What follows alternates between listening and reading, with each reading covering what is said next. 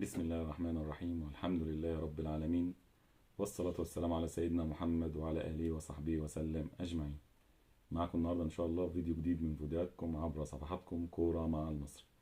المفروض إن احنا كنا معاكم من بعد لقاء المصري الأخير مع سيراميكا كليوباترا، لكن طبعا الظروف يعني وفاة جدتي رحمة الله عليها، فما عرفناش إن احنا نطلع بعد المباراة.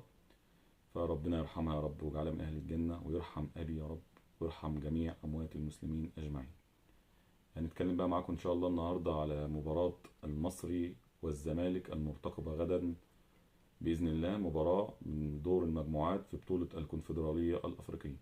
طبعا زي ما حضراتكم عارفين إن بيتصدر المجموعة طبعا نادي الزمالك برصيد 7 نقاط. المجموعة طبعا بتاعتنا لو هنذكركم بقى كده، طبعا دي مجموعات الأربع مجموعات طبعا من بطولة الكونفدرالية، لكن طبعا المجموعة الأهم بالنسبة لنا طبعا هي مجموعتنا، مجموعة النادي المصري، اللي فيها طبعا متصدر المجموعة نادي الزمالك ب7 نقاط، والنادي المصري ب4 نقاط، ونادي انيمبا أيضا ب4 نقاط، ونادي بلاك بلوز بنقطة واحدة، وهي نقطة التعادل مع النادي المصري.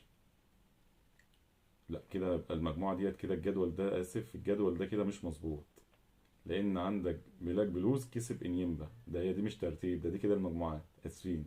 يبقى برضو زي ما احنا قلنا كده وذكرنا، الزمالك أول ب7 نقاط، المصري تاني ب4 نقاط، والتبديلة هنا بقى بلاك بلوز الموزمبيقي ب4 نقاط زي المصري، وانيمبا بنقطة واحدة. انيمبا طبعا عنده نقطة واحدة بالتعادل مع الزمالك طبعا في المباراة 2-2. طبعا مباراة المصري والزمالك غدا إن شاء الله مباراة صعبة طبعا مش سهلة، لكن ان شاء الله رجاله ونجوم النادي المصري وجهاز النادي المصري القدير بقياده كابتن علي ماهر قادرين ان شاء الله ان هم يعملوا مباراه جيده ان شاء الله ويفوزوا بالمباراه باذن الله، والنادي المصري يوصل للنقطه السابعه مع نادي الزمالك ان شاء الله. لكن مباراه صعبه ومش سهله، فنتمنى طبعا التوفيق، طبعا ان شاء الله كل التوفيق للنادي المصري باذن الله بكره في مباراه الغد باذن الله. مباراه زي ما احنا قلنا برضو وذكرنا مباراه صعبه.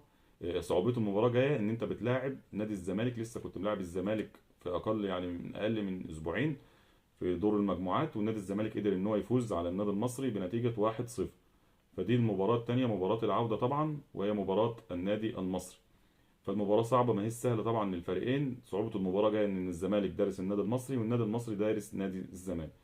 فكل التوفيق ان شاء الله لرجالة النادي المصري ونجوم النادي المصري، والنادي المصري يكون ان شاء الله موفق في هذه المباراة باذن الله. لكن في الاول وفي الاخر طبعا فريقين مصريين، فريقنا المصري طبعا الغالي، وفريق نادي الزمالك طبعا فريق المصري طبعا المحترم بجمهوره. فكل التوفيق لنادي المصري ونادي الزمالك ايضا. نتمنى طبعا صعود المصري والزمالك من هذه المجموعة، لكن ان شاء الله نتمنى صعود المصري اول بقى. يعني احنا طبعا نتمنى صعود الزمالك والمصري، لكن نتمنى صعود النادي الزمالك تاني والمصري اول باذن الله يعني. وكل التوفيق للنادي المصري غدا باذن الله. لو هنتكلم طبعا ونتوقع طبعا التشكيل، هنتوقعه طبعا من زي ما تعودنا مع حضراتكم من اخر تشكيل لمباراه، وهي كانت مباراه سيراميكا كليوباترا. طبعا لوجو المباراه ان شاء الله هو من صفحه النادي المصري.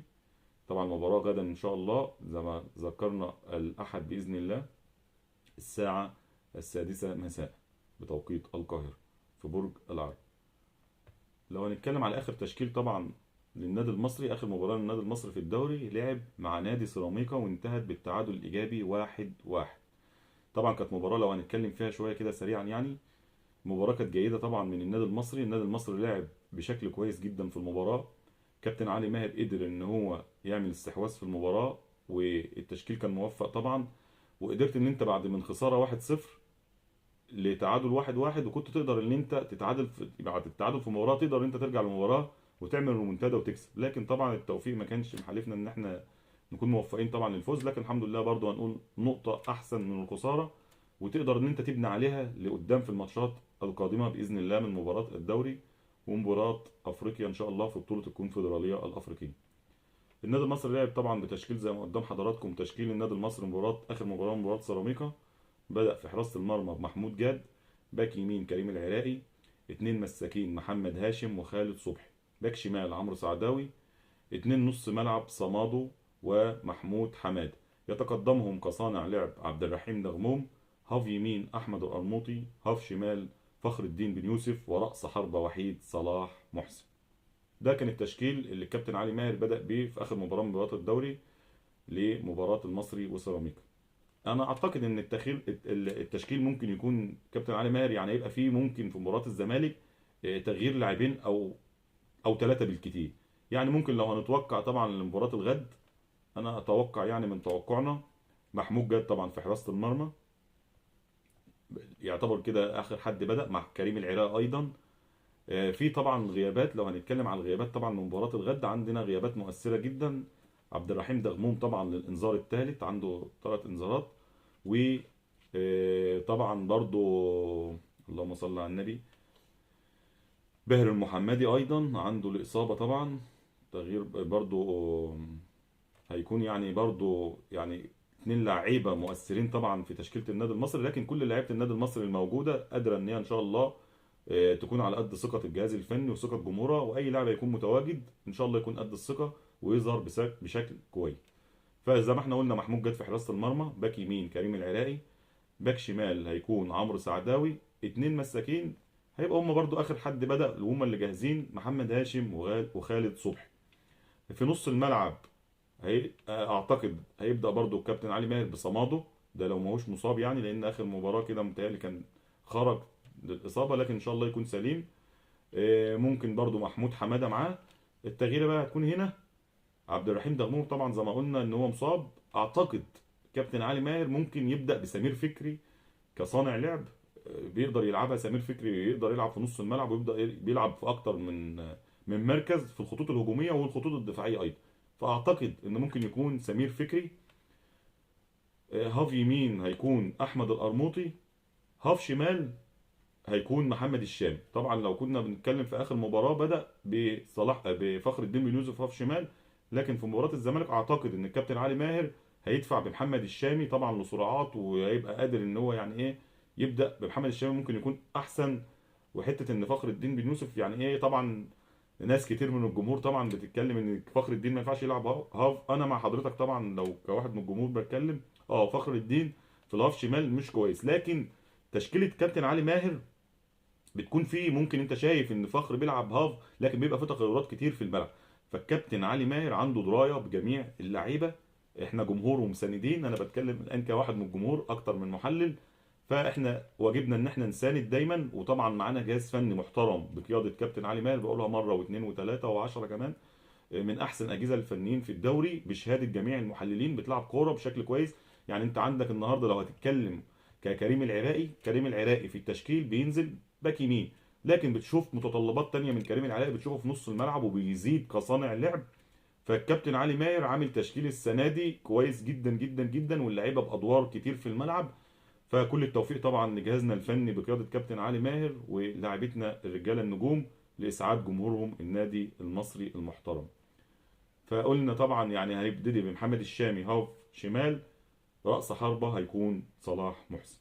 ده التشكيل المتوقع يعني زي ما توقعنا كده بالنسبة لآخر مباراة. كل طبعا اللي يعني ان شاء الله يكون لعيبة مصر موفقة غدا ان شاء الله، والجهاز الفني ان شاء الله بقيادة الكابتن علي ماهر يكون موفق بإذن الله. نتمنى طبعا التوفيق للنادي المصري ان شاء الله، ويقدم مباراة كويسة ويقدر ان هو يفوز بالمباراة بإذن الله لإسعاد جمهوره. ده احنا كده اتكلمنا على مباراة الزمالك غدا ان شاء الله. نتكلم بقى رسالة كده لجمهور النادي المصري. دائما وابدا انتم مساندين لفريقكم على مدار اكثر من 12 سنة هجرة خارج بورسعيد. يعني النادي المصري من الفرق او الفريق الوحيد في مصر اللي ما بيلعبش في ارضه. فان شاء الله يعني انتوا دايما مساندين للنادي المصري على مدار اكتر من 12 عام. فنتمنى طبعا ان شاء الله المساندة غدا باذن الله. طبعا جمهور النادي المصري دائما مساند وداعم لفريقه ومحب. زي ما احنا شايفين كابتن علي ماهر كررها في اكتر من لقاء واكتر مؤتمر صحفي، قال احنا محتاجين الجمهور. وطبعا الفريق فعلا محتاج جمهور. جمهور النادي المصري بيفرق في المباراة، زي ما شفنا طبعا الجمهور في مباراة سيراميكا كان فارق مع اللعيبة وبيدي دعم وتشجيع وثقة للاعيبة النادي المصري. شايفين كابتن علي ماهر حاجة كويسة جدا جدا جدا ما بنشوفهاش كتير، انه اتبرع ببساط لجمهور النادي المصري عشان الجمهور النادي المصري يقدر يروح ويساند. فكل الشكر طبعا لكابتن علي ماهر. احنا بنعتبر كابتن علي ماهر واحد من منظومة النادي المصري الغاليين على قلوب جمهور النادي المصري. وان شاء الله ربنا يجعله سبب في اسعاد جمهور النادي المصري هو ولاعيبته الرجال. وطبعا شفنا طبعا ابن الكابتن ابن مستر كامل ابو علي، طبعا حمزه كامل ابو علي برضه مساند لجمهور النادي المصري وبرع ببساط للنادي المصري. وطبعا زي ما احنا عارفين شفنا طبعا من جهه من مجلس اداره النادي المصري طبعا متبرعين ببساطه، يعني عايزين يسهلوا المأموريه لجمهور النادي المصري ان هو يقدر يساند. فدي بقى كده الكره في ملعبكم، اللي يقدر ان شاء الله ان هو يروح ما يتاخرش ان شاء الله على فريقه. فريقك محتاجك اكتر وقت، النادي المصري فريق محتاجينك فيه لحد ان شاء الله لما النادي المصري يرجع باذن الله في ارضه وسط جمهوره. هنشوف طبعا الجمهور والاستاد متقفل طبعا في بورسعيد طبعا باذن الله. النادي المصري يرجع في الموسم القادم باذن الله وسط جمهوره ان شاء الله. فدي كانت رساله برضو حابين ان احنا نوصلها طبعا لجمهورنا الغالي، وان شاء الله يكون التوفيق محالي في النادي المصري غدا باذن الله. يعني نتمنى ان احنا ما نكونش هطلنا في الكلام على حضراتكم، يعني نتمنى دائما وابدا نكون ضيوف خفاف على حضراتكم. وطبعا اللي مش متابعنا يتابعنا طبعا، وشرف لينا طبعا متابعتكم يعني. واخر ما ننهي به الكلام هو الصلاة والسلام على سيد الانام سيدنا محمد صلى الله عليه وسلم. وشكرا لكم، والسلام عليكم ورحمة الله وبركاته.